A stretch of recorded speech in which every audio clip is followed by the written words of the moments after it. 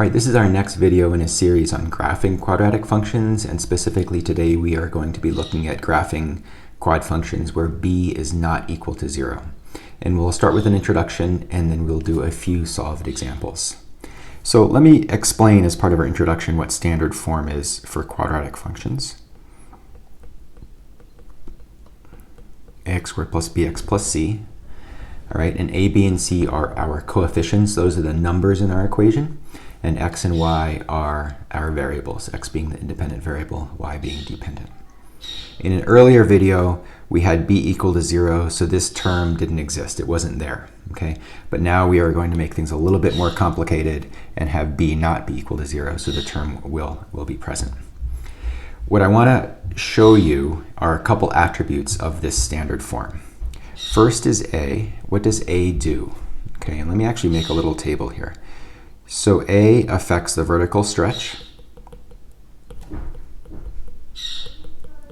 and it affects the vertical reflection.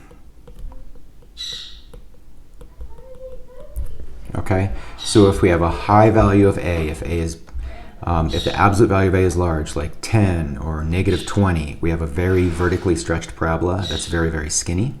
So if a is large, we might have a parabola that looks super skinny, be it opening up or down. And if a is small, we'll have a parabola that's super wide, and it could open up or down. Vertical reflection, if a is greater than 0, we'll have a parabola that opens up. And if a is less than 0, we'll have a parabola that opens downward. Okay, so a has a very nice, sort of very predictable result on the parabola. B is complicated though. B can move the parabola around.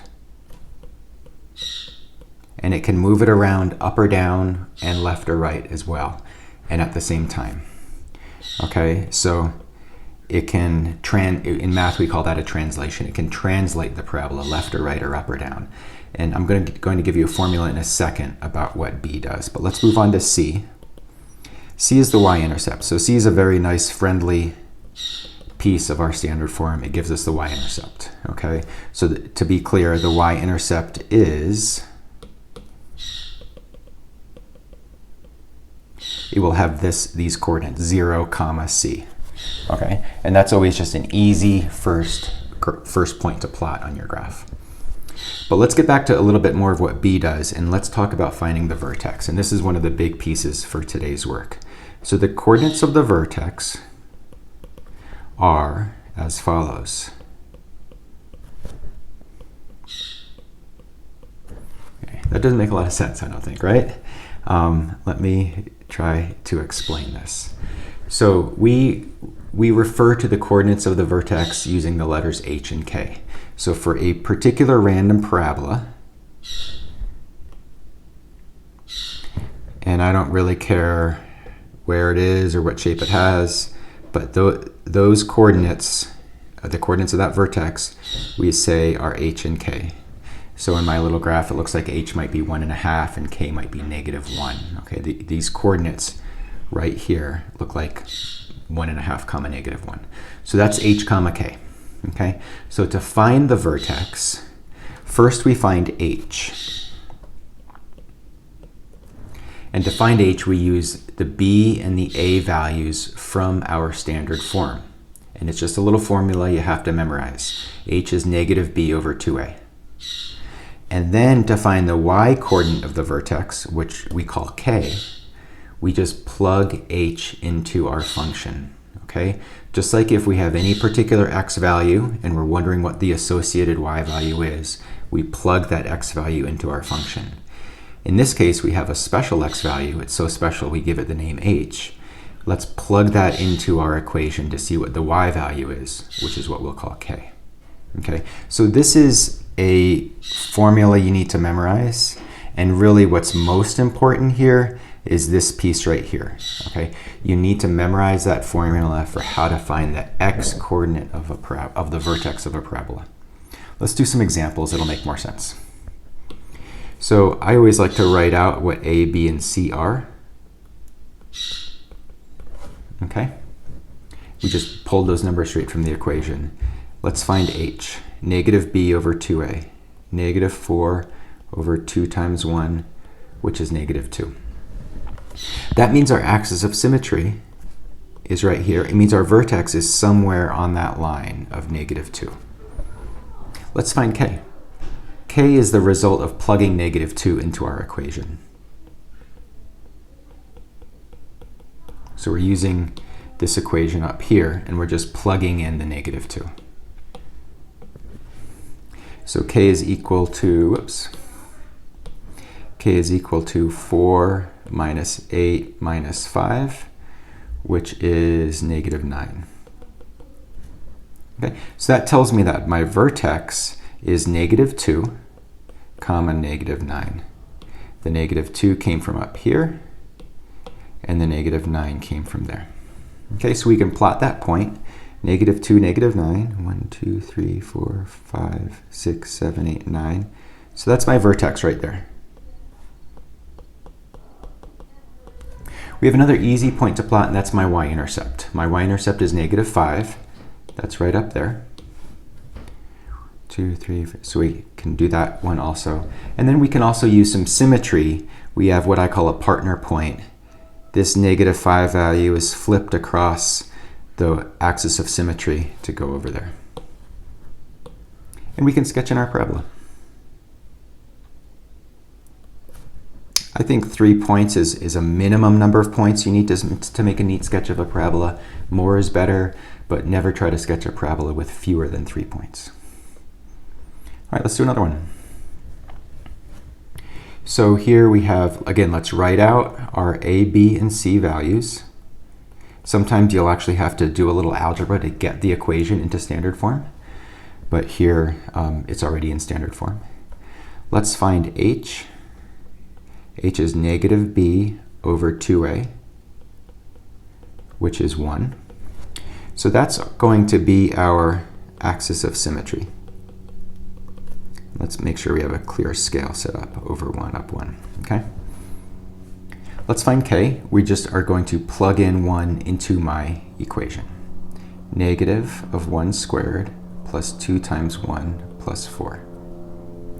And being careful here, I think, making sure you're seeing that we're squaring the x value and then making it negative. That negative isn't inside any parentheses.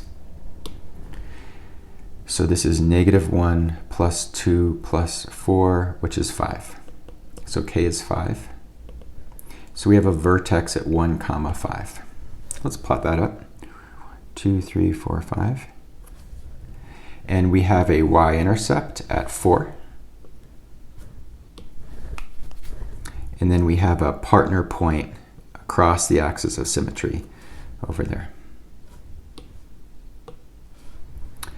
All right, and we can also, if we're curious about the shape of our parabola beyond those 3 points, we can always take another point and plug it in. What if x is 3? Let's plug in a 3. So we can find f of 3. So negative of 3 squared plus 2 times 3 plus 4. That turns into negative 9 plus 10 is 1. And then we can use our partner point as well, right over here. So it looks like we have a clear set of points to graph. Okay, and so we've graphed that one up. Okay, that one's all set. All right, so moving on, and I think this is the last one. Yep. So we're going to go a little bit in reverse here. Here I'm going to give you the parabola, or give you the vertex, excuse me, and find a possible equation for the parabola. Okay. So a parabola has a vertex at negative 3, 5. It opens upward. What is a possible equation for the parabola? So I want to be clear that there are many possible equations for this parabola. Okay, there are many possible answers because we don't know how wide or skinny the parabola is. We just have a couple attributes of it, but we don't really have enough information to get one solid final answer. Okay, so I'm going to write out the information I have. So I have a v of negative 3, comma 5. And I also know that a is greater than 0 because it opens upwards. So let's try something. So we know that h is negative b over 2a. okay? And so negative 3 is negative b over 2a. So 3 is just going to be b over 2a. So let's pick some numbers. Let's say a is 1. That's easy, okay?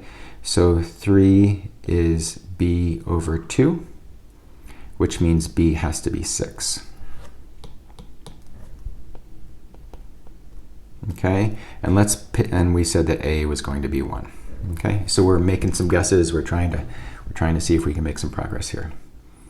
And then we need to figure out what c has to be. So let's see what we get. Let's write out what we have so far. Remember, y equals ax squared plus bx plus c. So y equals 1x squared plus 6x plus c. Let's go ahead and just plug in this x and y value in for x and y, and we'll solve for c. So y is 5 equals 1 times negative 3 squared plus 6 times negative 3 plus c. 5 equals 9 minus 18 plus c. Let's get everything over on the left side except for c. So we can add 9 to both sides, because this is really a negative 9 plus c. So c is 14. So it looks like we have the information we need. We can get y equals 1x squared plus 6x plus 14. You can go ahead and graph that up on Desmos and see if we do get the vertex right at negative 3, 5, but it should work. All right, that's a good place to stop.